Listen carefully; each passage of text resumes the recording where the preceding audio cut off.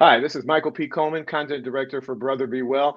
Thanking you for checking out this series, this trauma and healing series brought to you by Blue Shield of California's Blue Sky Initiative.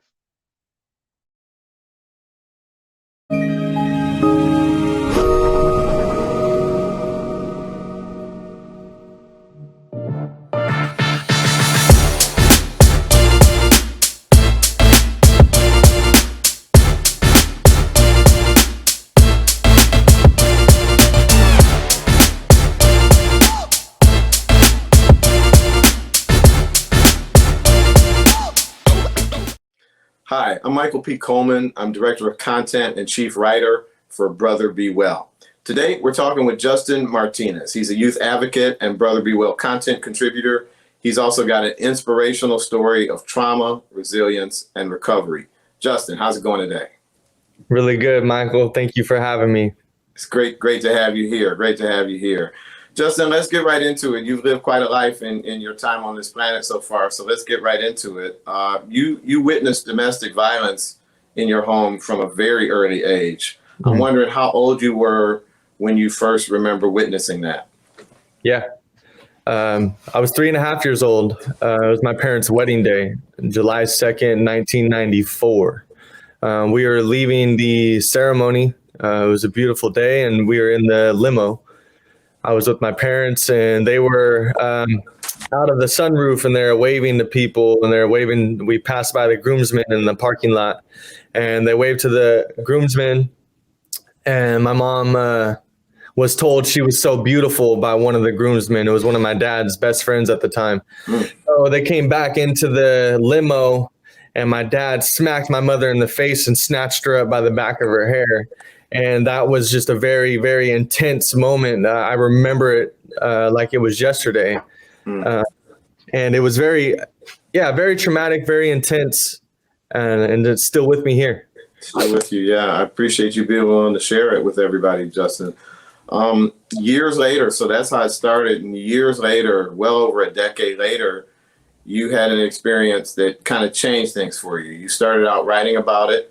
And you called it A Beautiful Day in the Martinez Home. Right. Set that day up for us. Take us back to that if you can. Yeah, sure. Me and my dad, we used to like to jam out. You know, he was a drummer, and I wanted to play guitar all the time, so I was doing it on the broomstick. And we would set up these jam sessions in the living room. So we were doing that one day. We were having a great time, laughing and giggling. And we set up the stereo equipment in the living room, and we put one of the speakers on my mother's wicker basket. And my mother loves her wicker baskets, and she doesn't like anything on them. So she came downstairs, and she seen that. She got really upset. She went over there, and she pulled the stereo off the wicker basket, and my dad tried to stop her from doing so. And she kind of shoved my father out of the way. That triggered my father, and he grabbed the extension cord. He got really upset, and he started whipping my mother in the face with it.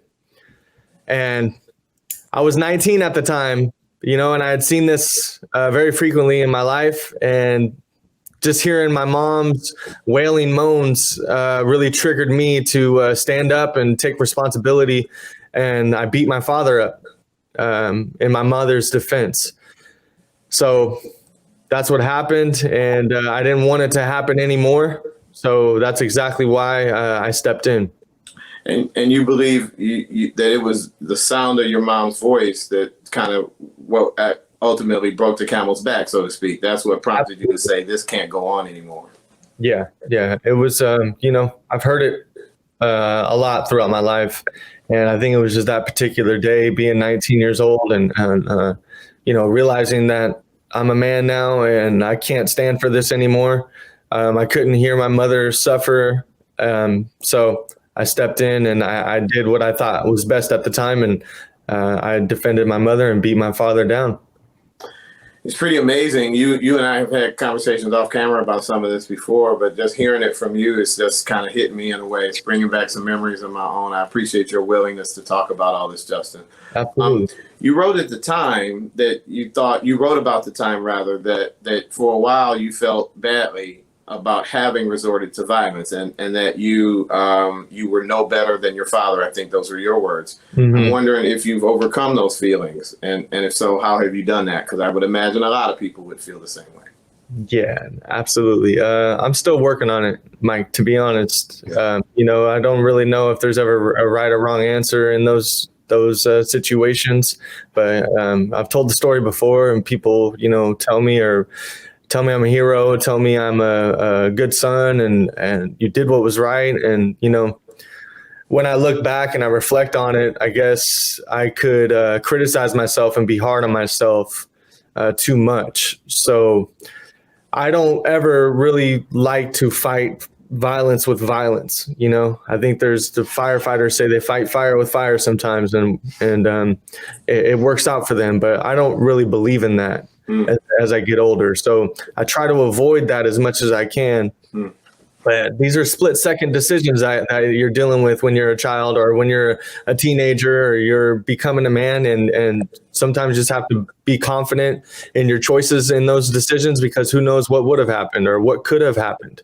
So I feel like I did the right thing, you know?